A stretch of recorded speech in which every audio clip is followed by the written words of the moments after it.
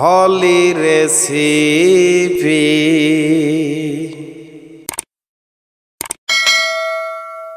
Hello everyone, আসসালামু আলাইকুম। আশা করছি আপনারা সবাই ভালো আছেন। হলি রেসিপি চ্যানেল থেকে আপনাদের সবাইকে স্বাগতম।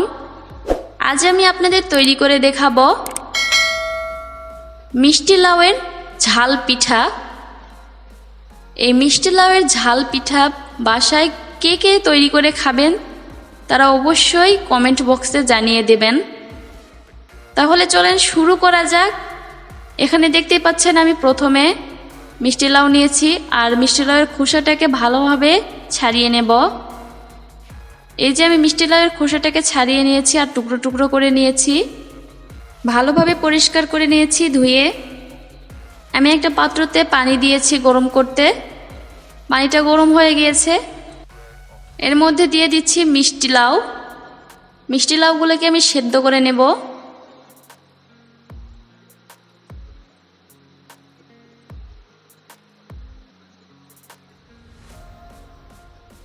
বেশ কিছুক্ষণ পর দেখতে পাচ্ছেন মিষ্টি লাউগুলো সেদ্ধ হয়ে গিয়েছে।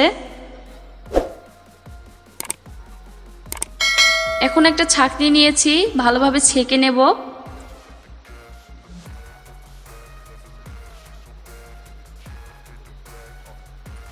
আর মিষ্টি লাউগুলোকে আমি ভালোভাবে ঠান্ডা করে নেব।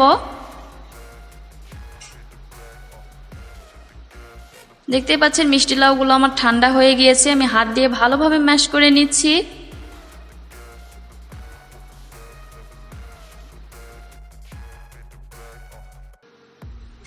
একটু সময় নিয়ে হাত দিয়ে ভালোভাবে ম্যাশ করে নিতে হবে। এই পর্যায়ে আমি দিয়ে দিচ্ছি পরিমাণ মতো লবণ, দিয়ে দিচ্ছি কালো গোলমরিচের গুঁড়া হাফ চামচ, দিয়ে দিচ্ছি রসুনের গুঁড়া 1 চা চামচ, দিয়ে দিচ্ছি শুকনো মরিচের গুঁড়া 2 টেবিল চামচ, দিয়ে দিচ্ছি 2 টেবিল চামচের মতো চিনি। এখন হাত দিয়ে ভালোভাবে মেখে নিচ্ছি।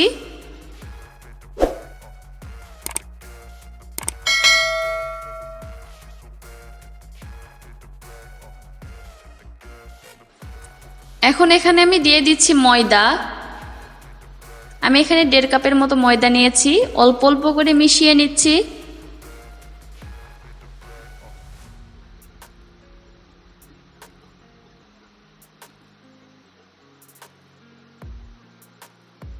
ভালোভাবে হাত দিয়ে মেখে নিতে হবে।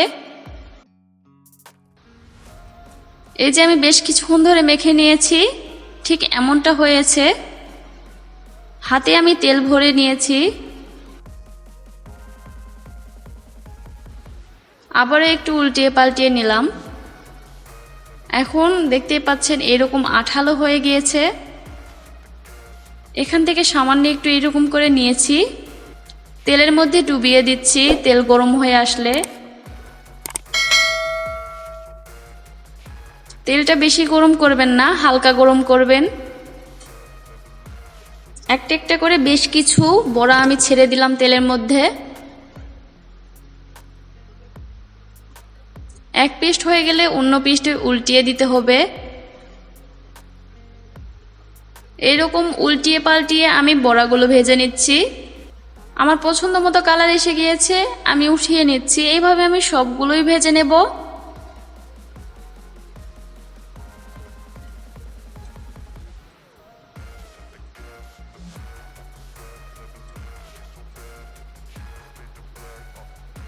এই যে আমার ভাজা হয়ে গিয়েছে, আমি পরিবেশন করে নিয়েছি।